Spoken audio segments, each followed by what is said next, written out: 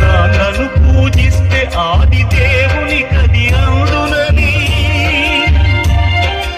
అమ్మకు బ్రహ్మకు మధ్యన నాన్నే ఒక నిచ్చెనది. తెలియనైతి తండ్రి ఎరుగనైతి నాన్న. నాన్నంటే నడిచే దేవాలయమని మరచితిని. ఆత్మజ్యోతి చేతుల ఆటి వేసుకుంటిని. మరచిపోయి కూడా నన్ను మన్నించొద్దమ్మా. కలనైనా నన్ను కరుణించొద్దు.